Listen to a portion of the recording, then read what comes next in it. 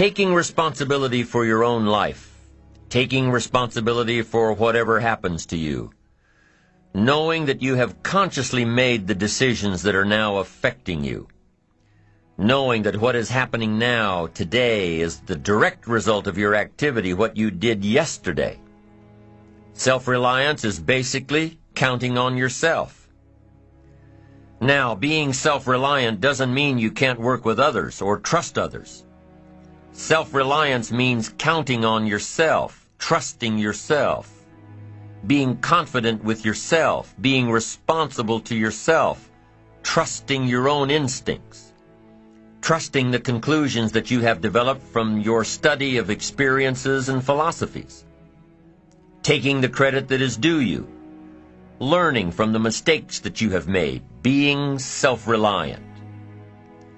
Gestalt psychologists give an example of being self-reliant. They say that you're responsible for getting caught in the rain. They say that by deciding not to carry an umbrella every day, you have made the decision to endure an occasional drenching. Translation?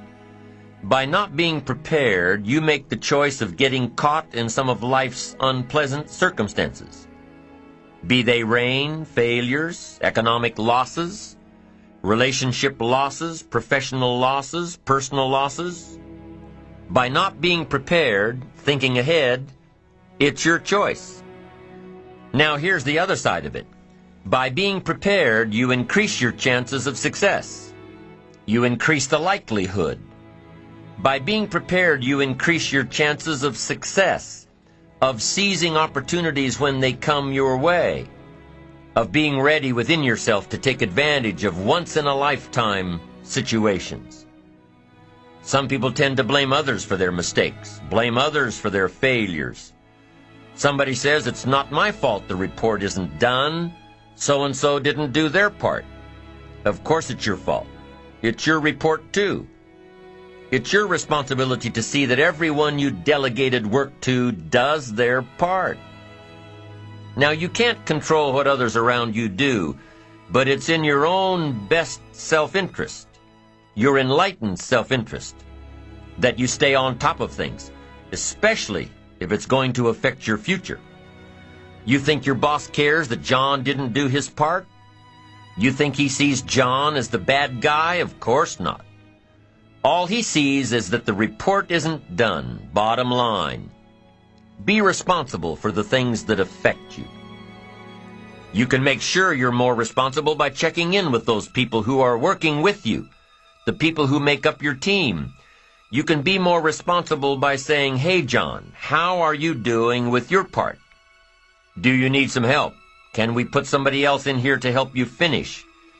Now, if John consistently doesn't handle his part, you've got to replace John. If he isn't doing his share, you've got to find somebody that will. Or what? It will negatively affect you. You can't wake up in the morning that the project is due hoping and wishing that John has done his part. No, you've got to be responsible because it's going to affect your career too. Now, my approach to my better future very early on in my career was to just go through the day with my fingers crossed. And I used to say something like, I sure hope things will change for the better. Then here's what I found out. They're not going to change. Somebody says, well then, how will my life ever change? Answer, when you change. When you change, when you get better, it'll get better. If you change, it'll all change. Don't put it on someone else. Hope that someone else will change it for you. Take responsibility for yourself. Take personal responsibility. You can't change the circumstances or the seasons or the wind, but you can change your reading habits. You can change whether or not you go for the skills, burn the midnight oil, turn yourself around, multiply your value by 2, 3, 5, 10. That you've got charge of. That you have control of. You don't have control of the constellations, but you've got control over whether or not you go to night school, take adult classes, learn some new skills. You have control over that. And if you don't, that's your fault. You've got to take personal responsibility. You've got to be self-reliant. You. Nobody else can change your life, alter your ambitions, pave a golden road for you. But you can. It's up to you. Be responsible for yourself. Learn to reap the harvest without complaint. This is a sign of growing maturity. And here's where it comes from: taking full responsibility. Take full responsibility for everything you do. Be responsible to yourself. It's your crop. Whatever your paycheck is, take full responsibility. You say, well, it's my employer. No, it's not your employer. You can become twice as valuable, 3 times as valuable. Burn the midnight oil, learn some more skills, bring more value to the marketplace. I'm telling you, whatever your harvest is, take it without complaint. Take it without blaming others.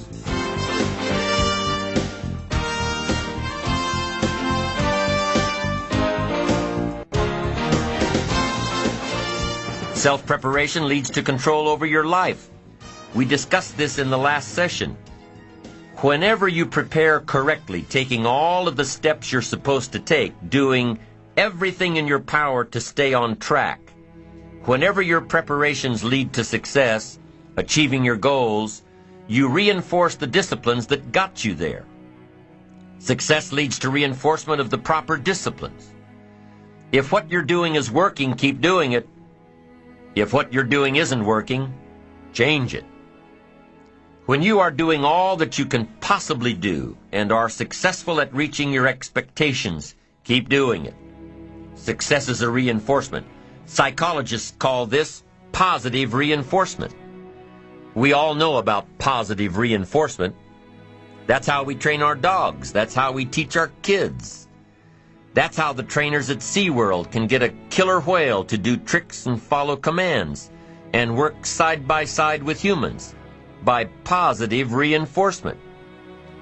When you bring a brand new puppy home and try to teach him not to mess in the house, what do? You reward him for going outside or scratching at the door.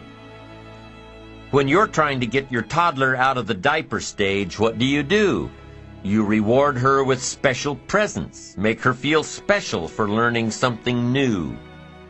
When you're trying to get your older kids to crack the books and study, what do? You reward them when they get good grades. You teach them that the skills they are developing now will have great positive effects on their lives later. But you reward them now.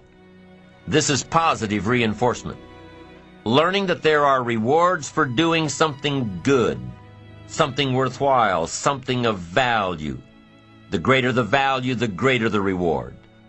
The better you do, the better your reward. The greater the value, the greater the reward. A bigger paycheck, a better house, financial freedom.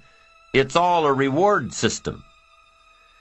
Now, there are 2 major benefits of positive reinforcement. Number 1, positive reinforcement builds good habits.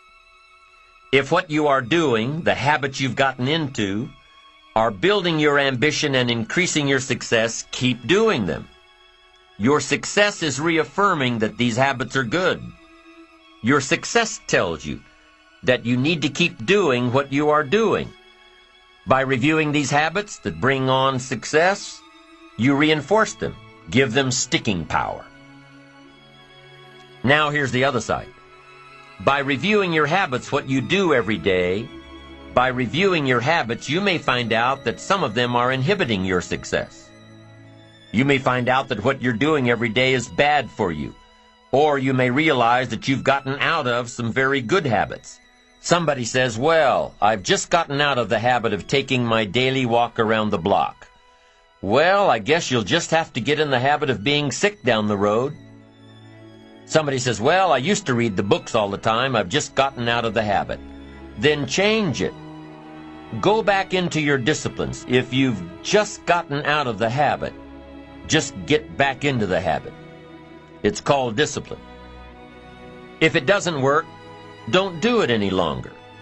You can keep your fingers crossed if you want to and hope that it'll all straighten out.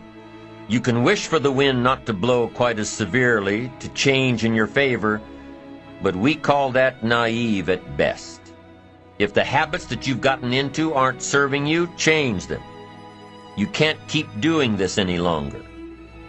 Don't wish for a better wind. The key is to wish for the wisdom to set a better sail. Utilize whatever wind that blows to take you where you want to go. That is the philosophy I picked up at age 25, and it revolutionized my whole life.